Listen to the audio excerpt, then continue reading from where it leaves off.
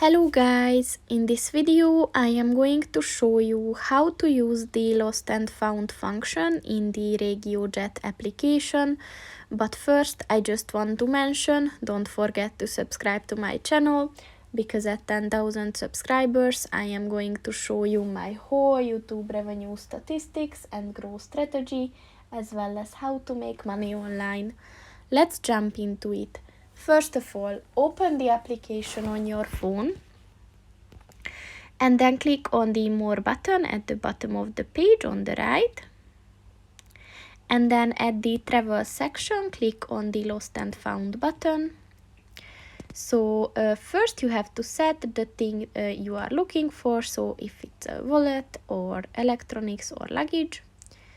And then you have to set the means of transport that you traveled with, so if it was train or bus. And then you have to set the destinations, so from where you traveled to where. And then you have to set the date as well. Next you have to provide your ticket number, and then some contact details where they can reach you, like your name, your email address and your phone number. And then you can also leave them a message with further informations, and you can also attach, for example, if you have a photo of your bag or your wallet, it is very helpful. And then just click on the agreement section and then click on the send form button, and they will contact you as soon as possible.